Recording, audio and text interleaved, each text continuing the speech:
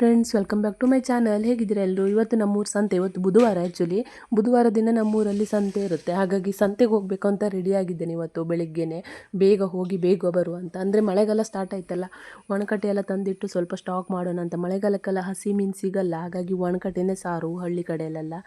ಹಾಗಾಗಿ ಒಣಕಟ್ಟೆ ಒಂದು ಸ್ವಲ್ಪ ತಂದು ಅದನ್ನು ಒಣಗಿಸಿ ಇಟ್ಕೊಂಡ್ರೆ ಮಳೆಗಾಲಕ್ಕೆ ಸಾರು ಮಾಡಲಿಕ್ಕೆ ಆಗುತ್ತೆ.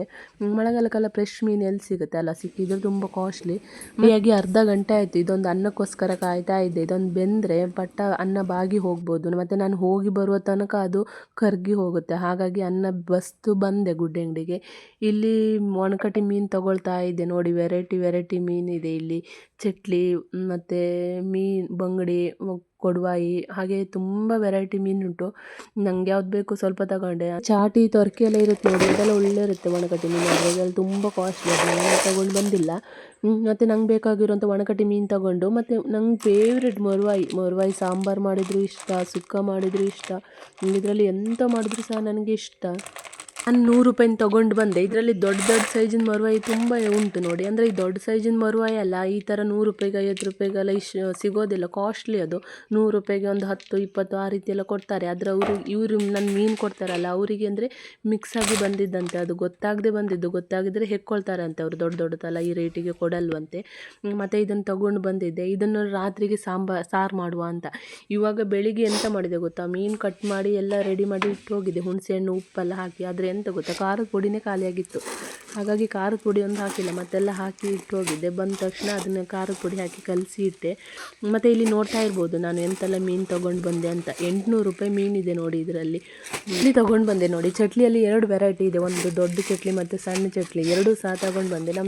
ನಾವು ಯೂಶ್ವಲಿ ಬಜ್ಜಿ ಎಲ್ಲ ಕುಟ್ಬಿಡ್ತೀವಲ್ಲ, ಅಂದರೆ ಕುಂದಾಪುರದ ಕಡೆಯವರಿಗೆ ಗೊತ್ತುಂಟು ಬಜ್ಜಿ ಕುಟ್ಟೋದು ಅಂತ. ಅಂದರೆ ಅದಕ್ಕೆಲ್ಲ ಜಾಸ್ತಿ ಯೂಸ್ ಮಾಡ್ತೇವೆ. ಮತ್ತು ಇವಾಗ ತರಕಾರಿ ಉಂಟಲ್ಲ, ಬದನೆಕಾಯಿ ಮತ್ತು ಸೌತೆಕಾಯಿ, ಅದಕ್ಕೆಲ್ಲ ಈ ಸಣ್ಣ ಸಣ್ಣ ಚಟ್ಲಿ ಉಂಟಲ್ಲ, ಅದನ್ನೆಲ್ಲ ಮಿಕ್ಸ್ ಮಾಡಿ ಸಾಂಬಾರು ಮಾಡಿದರೆ ಚೆನ್ನಾಗಿರುತ್ತೆ ಊಟ ಮಾಡಲಿಕ್ಕೆ. ಇವತ್ತಂತೂ ತುಂಬ ಬಿಸಿಲುಂಟು. ಅಂದರೆ ಮಳೆಗಾಲ ಸ್ಟಾರ್ಟಾಗಿ ಆಲ್ರೆಡಿ ಒಂದು 20 ದಿನ ಆಯಿತು, ಆದರೆ ಮಳೆಯೇ ಇಲ್ಲ, ತುಂಬ ಬಿಸಿಲುಂಟು. ನಾನು ತಂದಿರುವಂಥ ಒಣಕಟ್ಟಿ ಮೀನು, ಮೆಣಸು ಮತ್ತು ಸ್ವಲ್ಪ ಈರುಳ್ಳಿ ಎಲ್ಲ ತಂದಿರೋದು ಉಂಟು, ಅದನ್ನೆಲ್ಲ ಬಿಸಿಲಿಗೆ ಒಣಗಿಸಿದ್ವಿ. ಸಿಕ್ಕಾಪಟ್ಟೆ ಬಿಸಿಲುಂಟು. ಇವಾಗ ಒಂದು 5 ನಿಮಿಷ ಬಿಸಿಲಿಗೆ ಹೋಗಿ ಒಳಗಡೆ ಬಂದರೆ ಕಣ್ಣೆಲ್ಲ ಮಂಜಾಗುತ್ತೆ, ಒಳಗಡೆ ತೋರೋದೇ ಇಲ್ಲ, ಅಷ್ಟು ಕಣ್ಣೆಲ್ಲ ಇದಾಗಿಬಿಡುತ್ತೆ. ಮತ್ತು ಸಂತೆಯಲ್ಲಿ ಹರಿವೆ ಮಾಡ್ತಾಯಿದ್ರು, ಹರಿವೆ ಅಂತಲ್ಲ, ಬೇರೆ ಎಲ್ಲ ತರಕಾರಿ ಬೀಜಗಳೆಲ್ಲ ಮಾರ್ತಾಯಿದ್ರು. ತುಂಬ ವೆರೈಟಿ ತರಕಾರಿ ಗಿಡ ಮತ್ತು ಹೂವಿನ ಗಿಡ, ಮತ್ತು ಈಗ ನೊಣದ ಔಷಧಿ, ಇಲಿ ಔಷಧಿ ಎಲ್ಲ ಮಾರ್ತಾಯಿದ್ರು. ನಾನೊಂದು ಹರಿವೆ ಒಂದು ಬೀಜ ತೊಗೊಂಡು ಬಂದೆ, ಅದನ್ನು ನೋಡುವ ಹಾಕಿ. ಇವಾಗ ಮಳೆ ಅಂತೂ ಇಲ್ಲಲ್ಲ, ಮಳೆ ಜಾಸ್ತಿ ಬಂದರೆ ಆಗಲ್ಲ, ಅದು ಹುಟ್ಟಲ್ಲ ಮಳೆಗೆ. ಮತ್ತು ಇಲ್ಲಿ ಮೀನು ಫ್ರೈ ಮಾಡ್ತಾ ಇದ್ದೇನೆ. ಅಂದರೆ ಮಧ್ಯಾಹ್ನ 1 ಗಂಟೆ ಆಯಿತು, ಊಟ ಟೈಮ್ ಆಯಿತು. ಹಾಗಾಗಿ ಮೀನು ಉಂಟಲ್ಲ ಫ್ರೆಶ್ ಉಂಟು. ನಿನ್ನೆ ಒಂದು ಸ್ವಲ್ಪ ಮೀನು ಸಾಂಬಾರು ಮಾಡಿದ್ದು, ಎಷ್ಟು ಟೇಸ್ಟ್ ಇತ್ತಂದರೆ, ಈ ಟೈಮಲ್ಲಿ ಇಷ್ಟೊಳ್ಳೆ ಫ್ರೆಶ್ ಮೀನು ಸಿಗುತ್ತಾ ಅನಿಸಿ ಹೋಯ್ತು ನನಗೆ. ಅಷ್ಟು ಚೆನ್ನಾಗಿತ್ತು, ಟೇಸ್ಟ್ ಉಂಟು. ಮತ್ತು ಇಲ್ಲಿ ದೊಡ್ಡ ಮೀನು ಹಾಗೆ ಇಡೀ ಫ್ರೈ ಮಾಡ್ತಾ ಇದ್ದೇನೆ. ಮತ್ತು ಪೀಸೇನು ಮಾಡಲಿಕ್ಕೆ ಹೋಗಲಿಲ್ಲ. ಮತ್ತು ರಾತ್ರಿಗೆ ಮೊರವಾಯಿ ತಂದಿದ್ನಲ್ಲ, ಅದನ್ನು ಸಾಂಬಾರು ಮಾಡಿದರೆ ಆಯಿತು. ಇವಾಗ ಮಧ್ಯಾಹ್ನ ಮೀನು ಫ್ರೈ ಅಂತ.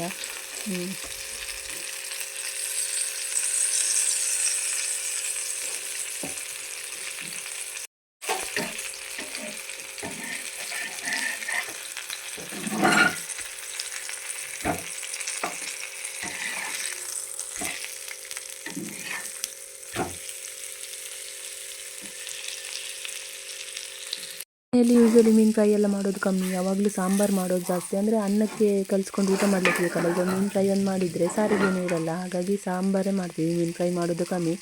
ಇವತ್ತೇನೆಂದರೆ ನಿನ್ನೆ ಸಾಂಬಾರು ಮಾಡಿಟ್ಟಿರೋದು ಸ್ವಲ್ಪ ಉಂಟು, ಮತ್ತು ಮೀನು ಸಾರು ಮಾಡಿದ್ರೆ ಮತ್ತೆ ಅದು ವೇಸ್ಟ್ ಆಗುತ್ತೆ. ಹಾಗಾಗಿ ಇವಾಗ ಮೀನು ಫ್ರೈ ಮಾಡೋದು, ಆ ಸಾಂಬಾರು ಇವಾಗ ಮಧ್ಯಾಹ್ನಕ್ಕೆ ಖಾಲಿ ಆಗುತ್ತೆ ಅಂತ. ಮಳೆಗಾಲ ಸ್ಟಾರ್ಟಾಗಿ ತುಂಬ ದಿನ ಆಯಿತು, ಆದರೆ ಮಳೆನೇ ಸರಿ ಬರ್ತಾ ಇಲ್ಲ. ಎಂಥ ಸೆಕೆ ಕುಂತ ಆಗೋದುಂಟು, ಒಲೆ ಮುಂದೆಲ್ಲ ನಿಂತ್ಕೊಳ್ಳಿಕ್ಕೆ ಆಗೋದಿಲ್ಲ, ಅಷ್ಟೊಂದು ಸೆಕೆ, ಬೆವರು ಹತ್ತುತ್ತಾ ಉಂಟು. ಇವಾಗ ಬೇಸಿಗೆಗಾಲದಲ್ಲಿ ಯಾವ ರೀತಿ ಸೆಕೆ ಉಂಟು ನೋಡಿ, ಅದೇ ರೀತಿ ಸೆಕೆ. ಅಂದರೆ ಮೊದಲೆಲ್ಲ ಈ ಟೈಮಲ್ಲಿ ಒಂದು 3 ನೆರೆ ಬಂದು ಹೋಗ್ತಾ ಇತ್ತು, ಅಷ್ಟು ಮಳೆ ಬರ್ತಾಯಿತ್ತು. ಒಂದು 5 ನಿಮಿಷ ಸಹ ಬಿಸಿಲು ಸಹ ಬರೋದಿಲ್ಲ ಇತ್ತು, ಅಷ್ಟು ಮಳೆ ಆಗ್ತಾಯಿತ್ತು. ಅದು ಇದು ಫಸ್ಟ್ ಅನಿಸುತ್ತೆ ಈ ರೀತಿ. ಅಂದರೆ ನನ್ನ ಲೈಫಲ್ಲಿ ನಾನು ನೋಡಿದ ಮೇಲೆ ಇದೇ ಫಸ್ಟ್ ಈ ರೀತಿ ಮಳೆಗಾಲದಲ್ಲಿ ಈ ರೀತಿ ಬಿಸಿಲು ಬಂದಿರೋದು. ಈ ಥರ ಒಂದೊಂದು ಬಂಗಡಿ ಮೀನು ಕೊಟ್ಟರೆ ಮತ್ತೇನು ಬೇಡ, ಖಾಲಿ ಬಂಗಡಿ ಮೀನೇ ಸಾಕು ಅನ್ನದ ಜೊತೆ ಊಟ ಮಾಡಲಿಕ್ಕೆ.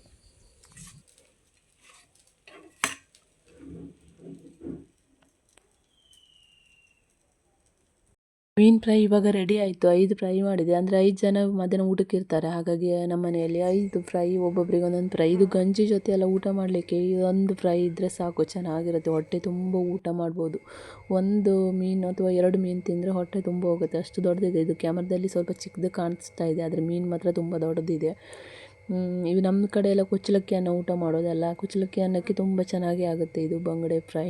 ನಾವು ಮೀನು ಫ್ರೈ ಮಾಡಿದರು. ಫ್ರೈ ಮಾಡಿದ ನಂತರ ಲಾಸ್ಟಲ್ಲಿ ಮಸಾಲೆ ಎಲ್ಲ ಉಳಿದಿರುತ್ತೆ ನೋಡಿ, ಅದು ನನಗಿಷ್ಟ. ನಂಗೆ ಸಖತ್ತು ಟೇಸ್ಟ್ ಇರುತ್ತೆ. ಆ ಮಸಾಲೆಯನ್ನೆಲ್ಲ ಹಾಕಿ ಹಂಚ ಮೇಲೆ ಹಾಕಿದರೆ ಅದು ಒಂಥರ ರೋಸ್ಟ್ ಆಗಿ ಊಟ ಮಾಡಲಿಕ್ಕೆ ಚೆನ್ನಾಗಿರುತ್ತೆ. ಖಾರ ಖಾರ, ಉಪ್ಪು, ಹುಳಿ ಎಲ್ಲ ಮಿಕ್ಸ್ ಇರೋದ್ರಿಂದ ಒಳ್ಳೆ ಇರುತ್ತೆ. ಇವತ್ತು ಮಧ್ಯಾಹ್ನದ ಊಟ ರೆಡಿ. ಕೊಚ್ಚಕ್ಕಿ ಅನ್ನ, ಬಂಗುಡೆ ಮೀನು ಸಾರು ಮತ್ತು ಬಂಗುಡೆ ಮೀನು ಫ್ರೈ. ಒಂದೊಳ್ಳೆ ಗಡ್ದು ಊಟ ಮಾಡಿ ಒಂದೊಳ್ಳೆ ಮನೆ ಕಂಡ್ರೆ ಒಳ್ಳೆ ನಿದ್ರೆ ಬರ್ತದೆ. ಮತ್ತೊಂದು ವೀಡಿಯೋದ ಸಿಗ್ತೇಕ. ಬಾಯ್.